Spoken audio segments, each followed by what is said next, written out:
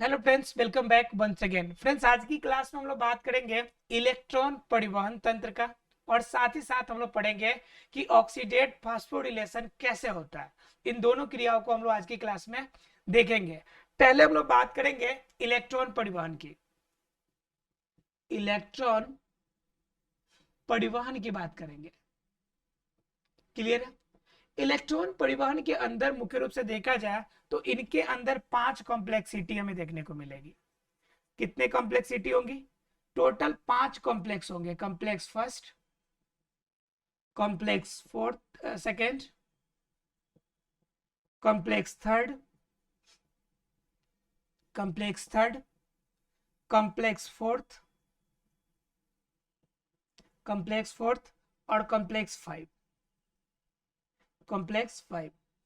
Friends, हम लोग जो जान रहे हैं ये श्वसन की क्रिया जान रहे हैं पौधों के अंदर। पौधों के अंदर मैंने आपको स्टेजेस बताए थे, जिसमें पहला प्रोसेस क्या था? आपका ग्लाइकोलाइसिस का था।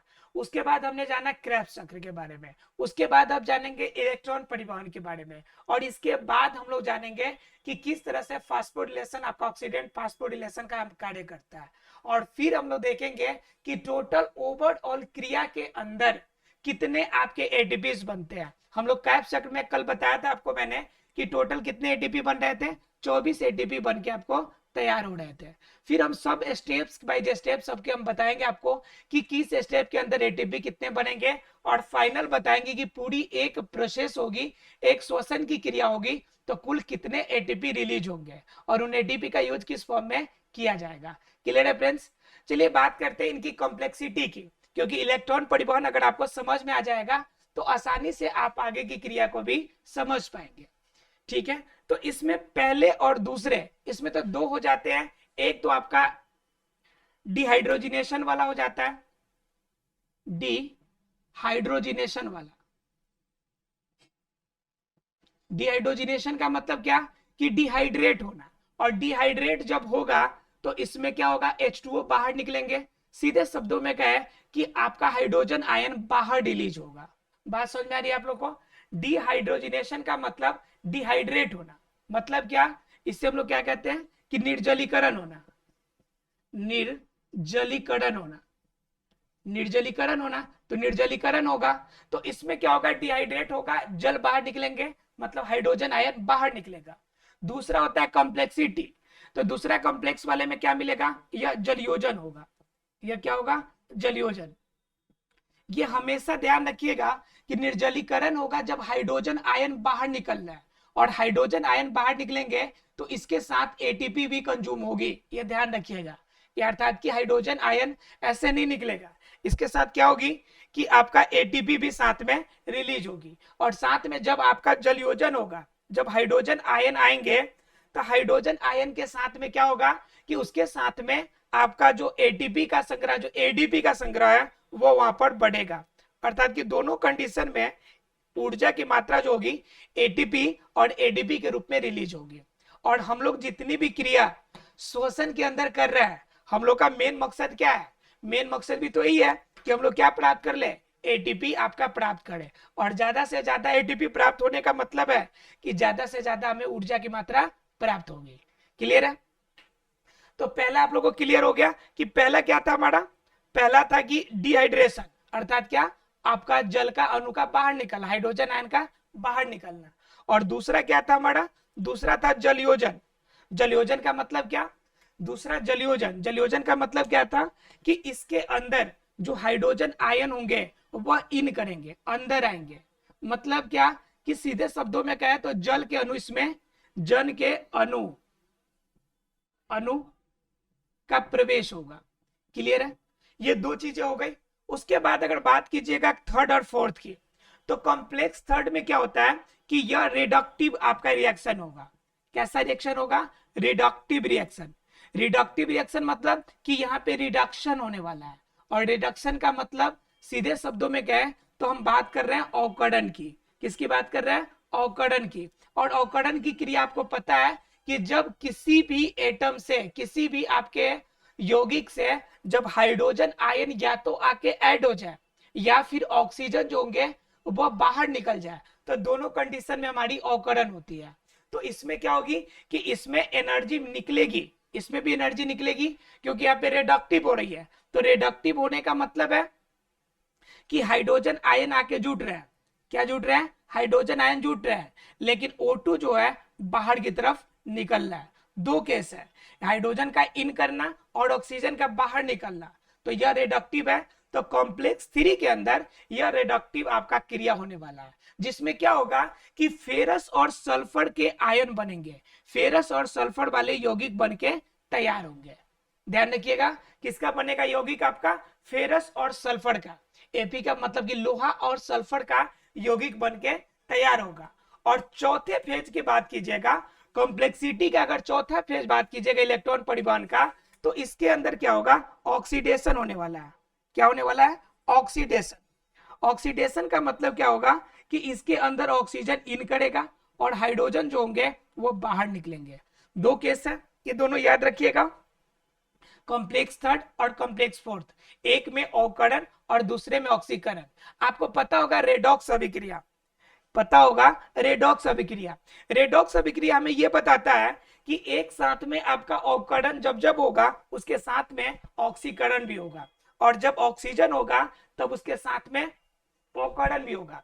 क्योंकि एक तरफ से अगर ऑक्सीजन रिलीज हो रहा है तो वो दूसरे तरफ कहीं जाके जुटेगा। तो जहां पे ऑक्सीजन जुटेगा ऑक्सीकरण, और जहां से ऑक्सीजन हटा है वो अवकरण। तो ऑक्सीकरण के साथ ही अवकरण हुआ। जब दोनों क्रिया एक साथ होगी तो उससे हम लोग कहते हैं रेडॉक्स रिएक्शन। क्या कहते हैं उसे? Redox reaction. तो उसी तरह से यहाँ पे कॉम्प्लेक्स थर्ड और कॉम्प्लेक्स फोर्थ दोनों को अगर एक साथ मिला दीजिएगा तो दोनों मिलकर क्या बन जाएंगे? रेडॉक्स रिएक्शन बनेंगे। जरा सा बात कर लेते हैं कि इलेक्ट्रॉन परिवहन की बात कर रहा है, तो इसमें ध्यान रखिएगा सिर्फ आयन चेंजेज होंगे। आयन बढ़ने का मतलब क्या है? जब हाइड्रोजन, ध्यान समझिएगा, जब हाइड्रोजन रिलीज करेगा, मतलब कि इलेक्ट्रॉन जब रिलीज करता है, इलेक्ट्रॉन जब रिलीज करेगा मतलब किसी को देगा, तो उस समय उस पे पॉजिटिव आयन आते हैं, ये पता है सबको। और जब किसी से इलेक्ट्रॉन वो लेगा तो उस कंडीशन में कौन से आयन आएंगे? निगेटिव आयन आते हैं। तो आयन बढ़ने का मतलब सीधा शब्दों में क्या है कि इलेक्ट्रॉन का ट्रांसफर होना। और इलेक्ट्रॉन का ट्रांसफर जब जब होगा तो उसे हम लोग क्या कहेंगे? इलेक्ट्रॉन परिवहन करेंगे। और इलेक्ट्रॉन परिवहन 5 फेजेज में होगा। तो पहले में डिहाइड्रेशन हो रहा है, तो बताइए कि कौन सा इलेक्ट्रॉन कहां से जा रहा है? तो हाइड्रोजन आयन से इलेक्ट्रॉन क्या कर रहा है? लॉस हो रहा है। जब इलेक्ट्रॉन लॉस होने का मतलब इनर्जेटिक फॉर्म में आपका एनर्जी बाहर निकल रही है। और दूसरे कंडीशन में हाइड्रोजन आयन अर्थात कि जल अंदर इन कर रहा है, तो हाइड्रोजन आयन इन कर रहा है, तो यहां भी इलेक्ट्रॉन आपका गेन हो रहा है। तो जनरली आपकी पांचों प्रोसीजर के अंदर हम सिर्फ यही देखने वाले हैं कि इलेक्ट्रॉन का लॉस होना और इलेक्ट्रॉन का गेन होना। इन दोनों कंडीशन को हम क्या कहते हैं? इलेक्ट्रॉन परिवहन कहते हैं।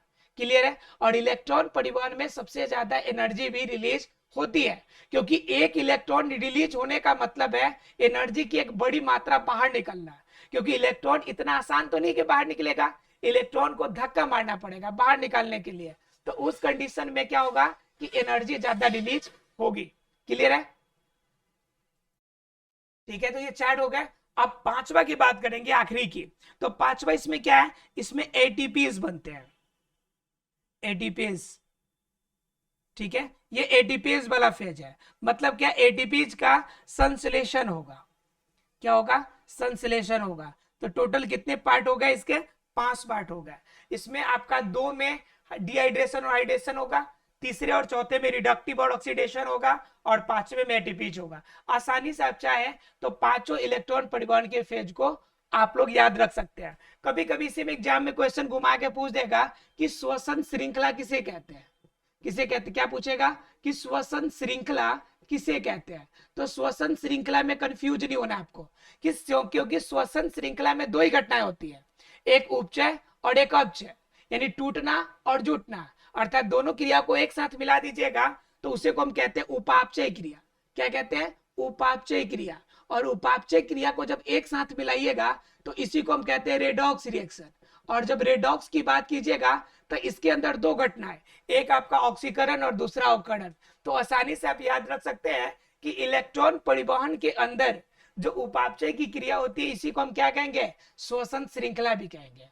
क्या कहेंगे? श्वसन श्रृंखला भी। श्वसन श्रृंखला का मतलब सीधे शब्दों में उपचय और अपचय, या सीधे शब्दों में अगर एक वर्ड में कहे तो इसे उपापचय कहेंगे या रेडॉक्स रिएक्शन आप कह सकते हैं। क्लियर है आप लोग को?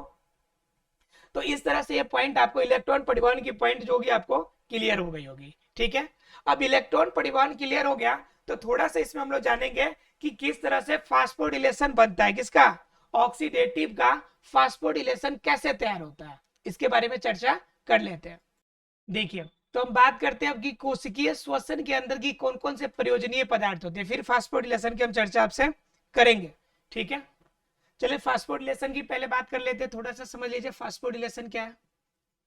फास्फोडिलेशन की बात कर रहे हैं हम लोग, रिलेशन, फास्फोडिलेशन अर्थात कि ऑक्सीडेटिव फास्फोडिलेशन होता है। तो इसके अंदर दो ही फेज होते हैं, कि एक तो होता है आपका F1 फेज और एक फेज होता है आपका F0 फेज। ठीक है, दो फेज आपके फास्फोडिलेशन के अंदर काम करते हैं।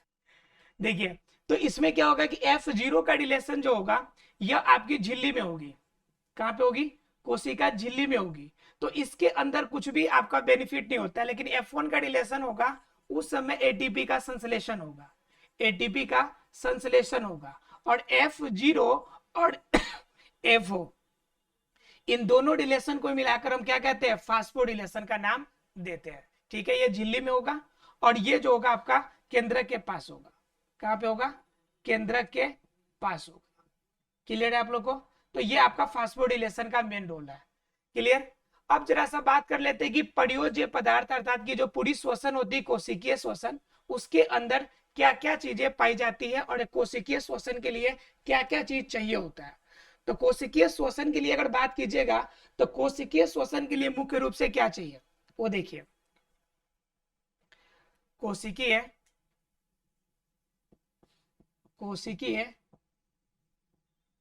श्वसन के लिए प्रयोज्य पदार्थ मतलब क्या? जो पदार्थ की आवश्यकता है। ठीक है, कि क्या क्या पदार्थ हमें जरूरत पड़ती है। तो इसमें सबसे बड़ा जरूरत होती है ग्लूकोज की। किसकी जरूरत पड़ती है? ग्लूकोज की। और ग्लूकोज के कितने अणु होते हैं? तो सिर्फ एक अणु पाए जाते हैं। कितने अणु पाए जाते हैं? सिर्फ एक अणु पाए जाते हैं। एक अणु इसलिए क्योंकि इसके अंदर दो पायरुविक बनता है।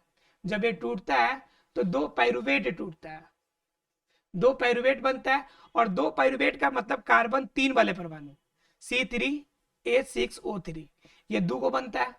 तो उस कंडीशन में हमें कितनी चाहिए होती है? ये दो का मतलब हो गया कि कार्बन कितने हो जाएंगे? 6। और कार्बन 6 वाले जो होंगे उससे हम लोग क्या कहते हैं? ग्लूकोज कहते हैं। क्या कहते हैं? ग्लूकोज। अर्थात कि कोशिकीय श्वसन में हमें ग्लूकोज की अणु कितनी चाहिए? सिर्फ एक अणु चाहिए जो दो पायरुवेट में बनेगा, उसके लिए सिर्फ।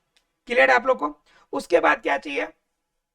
उसके बाद दूसरे में अगर बात कीजिएगा तो हमें चाहिए 6 अणु। जो आपके 6 अणु हैं, ये 6 अणु चाहिए आपका जल का। 6 अणु कितने किसका चाहिए? जल का चाहिए। क्योंकि 6 अणु जब जल होंगे तब जाके ये क्रेब्स चक्र में काम करेगा। 6 अणु के माध्यम से ही क्रेब्स चक्र में काम करेगा, तब जाके आपका एनर्जी आपका बनेगा। ठीक है, तो इसमें क्या होगा कि पायरुवेट 2 को टूट गया आपका, पायरुवेट C3H6 वाला 2 बन गया अणु।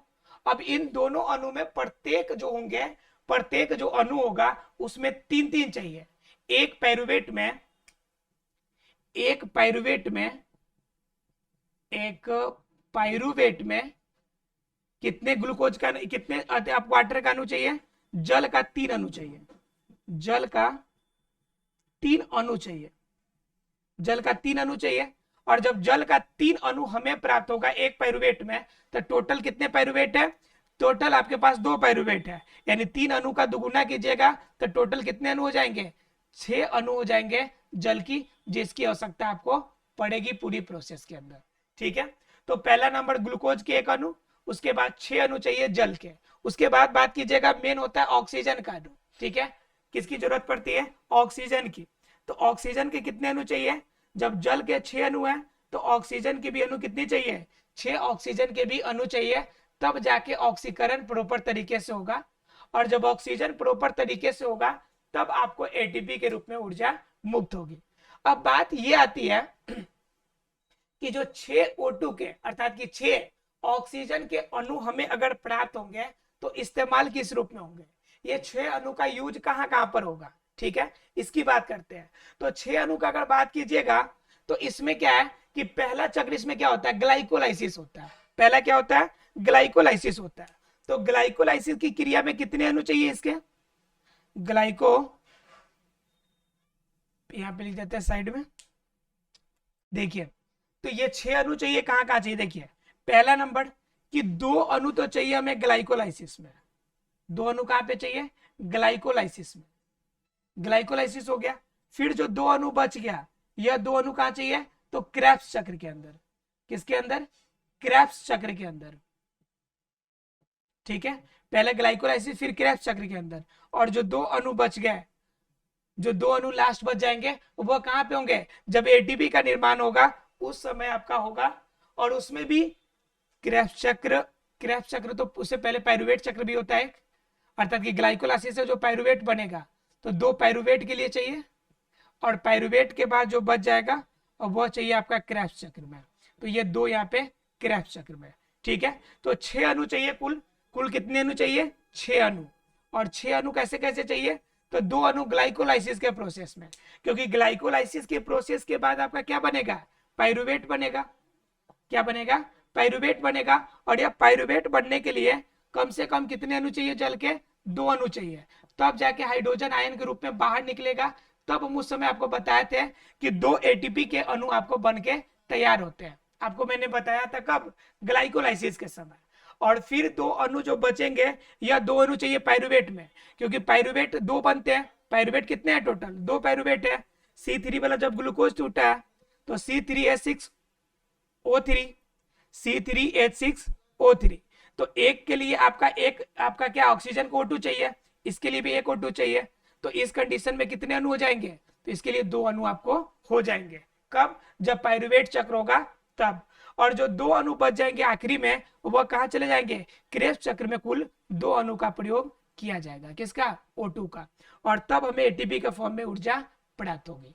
क्लियर है, मतलब कोशिकीय श्वसन के लिए अगर प्रयोज्य पदार्थ की बात कीजिएगा, अर्थात कि क्या क्या चाहिए होती है, तो उनके अंदर हमें ये मुख्य रूप से यही चीजें चाहिए होती है, ठीक है। क्या क्या चाहिए होती है, ग्लूकोज, ग्लूकोज के कितने अणु, 1 अणु। ग्लूकोज का मतलब हम बात किसकी कर रहे हैं, कार्बन के 6 परमाणु वाले अणु की, कार्बन के 6 परमाणु वाले अणु की बात हम लोग कर रहे हैं, ठीक है। और ये जब टूटेगा तो ये पहला फॉर्म चाहिए 1 अणु, अब ये जब टूटेगा तो किस में बदलेगा, पाइरुवेट में। तो समझिए कि 1 ग्लूकोज है तो पाइरुवेट कितने हो जाएंगे, पाइरुवेट के अंदर 3 आपका ग्लूकोज परमाणु वाला C3H6O3 वाला। तो बताइए ये वाला टूटेगा तो कितने पाइरुवेट बनाएंगे, कम से कम 2 बनाएंगे, तो C3H6O3 बनाएंगे। तो पाइरुवेट के कितने अणु चाहिए हमें, 2 अणु चाहिए पाइरुवेट के। और जब आगे बढ़िएगा तो पाइरुवेट के बाद क्या हो जाएगा आपका, ये आपका 6 अणु H2O के, क्योंकि 2 अलग अलग पाइरुवेट है। तो एक पाइरुवेट के अंदर आपको कितने चाहिए, जल के 3 अणु चाहिए। तो इस कंडीशन में कितने चाहिए, टोटल 6 अणु मिलेंगे। देखिए यहाँ पे ध्यान से, यहाँ पे C3H6O3 है, तो इस कंडीशन में हाइड्रोजन के कितने अणु चाहिए, 6 चाहिए। हाइड्रोजन के टोटल परमाणु कितने चाहिए, 6 चाहिए। तब ये 6 अणु कहां से मिलेंगे, यहाँ पे जब 6 अणु लेंगे तो 6 दूनी का कितना हो जाएगा, हाइड्रोजन के कुल 12 हो जाएंगे, हाइड्रोजन कितने हो जाएंगे, कुल 12 हो जाएंगे। तो एक के अंदर C3H6O3, यहाँ पे आपका 6 अणु यूज हो गया। और एक और पाइरुवेट है C3H6O3, तो यहाँ पे 6 हो गए। तो दोनों के अंदर देखिएगा तो दोनों मिला के 12 अणु हो जाएंगे ना जी। इस वजह से हमें जल के अनुकूल कितने चाहिए, जल के अणु में कुल 12 चाहिए। ठीक उसी प्रकार से बात करेंगे हम ऑक्सीजन की, तो ऑक्सीजन के 2 अणु कहां पे इस्तेमाल हो रहा है, ग्लाइकोलाइसिस के पाइरुवेट में। और जो 2 अणु है ये पाइरुवेट के 2 फेजेस, तो इनके अंदर क्या हो जाएंगे, सी आपका दोनों में एक एक अणु चलेगा, यानी एक O2 बनेगा, एक O2 का इस्तेमाल यहाँ पे होगा। तो दोनों में एक एक O2 इस्तेमाल होगा, तो 2 आपका O2 अर्थात कि 2 ऑक्सीजन के अणु यहाँ पे यूज हो जाएंगे।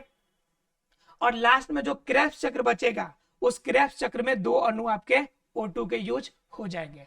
तो इस तरह से ओवरऑल देखा जाए तो कुल कितने आपके ऑक्सीजन के इस्तेमाल हो जाएंगे, 6 ऑक्सीजन के, 6 जल के अणु और 1 ग्लूकोज के अणु। और इन सभी के सम्मिलित रूप जो होगा उनसे हमारा क्या बनेगा, कोशिकीय श्वसन बनेगा। तो आज की क्लास में आप लोग ये क्लियर किया क्या, कि इलेक्ट्रॉन परिवहन कैसे होता है, उसके बाद आपका ऑक्सीडेशन फास्फोरिलेशन कैसे होता है, उसके बाद आपने क्लियर किया कि कोशिकीय श्वसन के लिए कौन कौन से प्रयोज्य पदार्थ या क्या क्या आवश्यकता आपको पड़ती है।